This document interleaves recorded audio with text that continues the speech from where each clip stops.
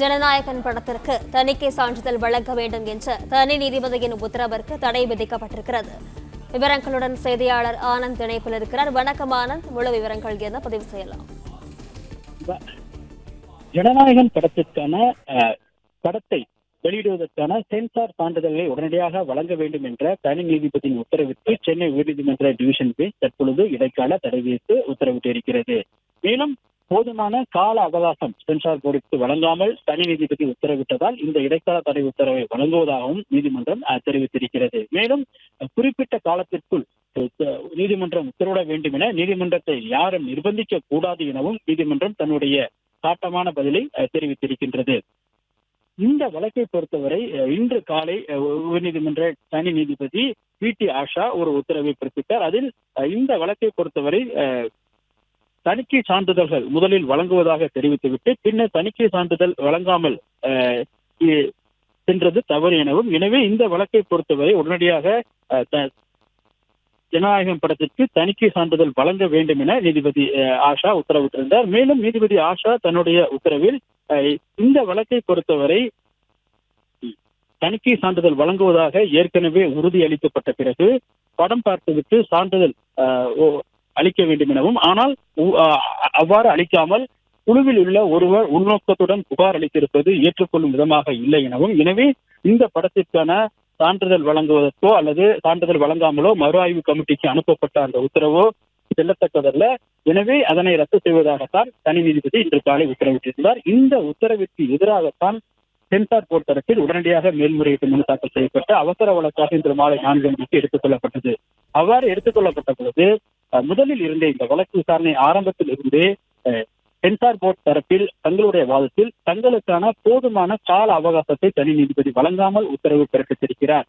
எனவே இந்த வழக்கில் தங்கள் தரப்பில் எழுத்துப்பூர்வமான பதில் மனுவை கூட தாக்கல் செய்ய தனி நீதிபதி அனுமதிக்கவில்லை. அதற்கான காலங்களை தங்களுக்கு வழங்கவில்லை.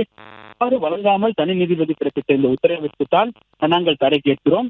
மேலும் இந்த வழக்கில் அனைத்து விதிகளும் சென்சார் போர்ட் தன்னுடைய விதிகளுக்கு உட்பட்டுத்தான் இந்த அனைத்து நடவடிக்கைகளையும் எடுத்திருப்பதாக தெரிவித்தார். எனவே இந்த தனி நீதிபதியினுடைய உத்தரவிற்கு தடை விதிக்க வேண்டும் எனவும் வாதிடப்பட்டது. மேலும் படத்தை தணிக்கை சான்றிதழ் கோரி கடந்த டிசம்பர் 18ஆம் தேதி விண்ணப்பித்து 22ஆம் தேதி தணிக்கை வாரியம் தனது முடிவை தெரிவித்து விட்டதாக தெரிவிக்கிறார்கள். ஆனால் 6ஆம் தேதி தான் தாங்கள் அந்த முடிவை தெரிவித்ததாகும்.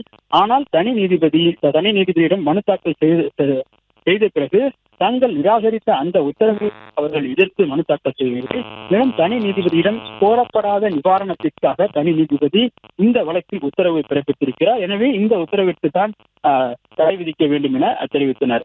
மேலும் பட தயாரிப்பு நிறுவனம் தரப்பில் தாங்கள் ஏற்கனவே திட்டமிட்டு படத்தை வெளியிடுவதற்காக தேதிகள் நிர்ணயிக்கப்பட்டதாக தெரிவிக்கப்பட்டது. அப்போது குறிப்பிட்ட நீதிபதிகள் நீங்கள் படத்தை வெளியிடுவதற்கான தேதிகள் நிர்ணயிக்கப்பட்டு விட்ட பிறகு நீதிமன்றத்தை நிர்பந்தம் செய்வீர்களா? இந்த பொறுத்தவரை யாரும் நீதிமன்றத்தை நிர்பந்திக்க முடியாது. இரு தரப்பினரும் நீதிமன்றத்தை நிர்பந்திக்கப்படுத்தி இன்றைக்கு உத்தரவு பிறப்பிக்க வேண்டும் அல்லது குறிப்பிட்ட தேதிக்குள் உத்தரவு பெற்றுவிட வேண்டும் என்று நிர்பந்திக்க முடியாது எனவும் நீதிபதிகள் தங்களுடைய காட்டத்தை தெரிவித்தனர். மேலும் போதுமான கால அவகாசம் இரு தரப்பினருக்கும் வழங்கப்பட வேண்டும் என்பதை நாங்கள் உணர்வாக தெரிவித்த நீதிபதிகள் தெரிவித்தனர். அப்பொழுது சென்சார் போர்ட்டத்தில் முறையில் நிவாரண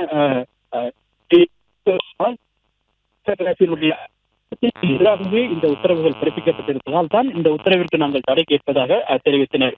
அப்போது நீதிபதிகள் இந்த வழக்கை பொறுத்தவரை நாங்கள் போதுமான கால அவகாசம் வழங்க முடியவில்லை என்பதால் தான் இந்த தடை உத்தரவை நாங்கள் பிறப்பிப்பதாக தெரிவித்தனர். அப்பொழுது பட தயாரிப்பு நிறுவனம் தரப்பில் ஆஜராக இந்த வழக்கறிஞர் முதலில் இந்த படத்தில் சென்சார் போர்டில் உள்ள அந்த குழுவில் உள்ள 5 பேரில் ஒருவர் தான் புகார் அளித்திருக்கிறார். அந்த புகாரின் அடிப்படையில் தான் மறு ஆய்வு குழுவிற்கு அனுப்பப்பட்டிருக்கிறது. அவ்வாறு அனுப்பப்பட்டது சட்ட விதிகளுக்கு புறம்பானது. அவர் புகார் மனுவை அளிக்க முடியாது எனவும் தெரிவித்தார். அப்போது நீதிபதிகள் இந்த வாதம் உரிய விஷயம் எனவும் இது குறித்து உரிய முறையில் விவாதிக்கப்பட வேண்டும் எனவும் குழுவில் உள்ள ஒருவரே புகார் அளிப்பது எப்படி என்பது தொடர்பாக விவாதிக்கப்பட வேண்டும், அது தொடர்பாக வாதிடப்பட வேண்டும் எனவும் தெரிவித்தார். ஜனவரி 6ஆம் தேதி இந்த வழக்கினுடைய வழக்கு தாக்கல் செய்யப்பட்டது. சென்னை உயர்நீதிமன்றத்தில் ஜனநாயகன் படத்திற்கான சென்சார் சான்றிதழ் வழங்க வேண்டும் என கூறி ஜனவரி 6ஆம் தேதி வழக்கு தாக்கல் செய்யப்பட்டது. அன்றைய வழக்கு தாக்கல் செய்த நாளிலிருந்து ஒரு குறைந்தபட்சம் 48 மணி நேரம், அதாவது 2 நாட்களுக்கு பதில் மனு தாக்கல் செய்ய கால அவகாசம் வழங்கி இருக்க வேண்டும்.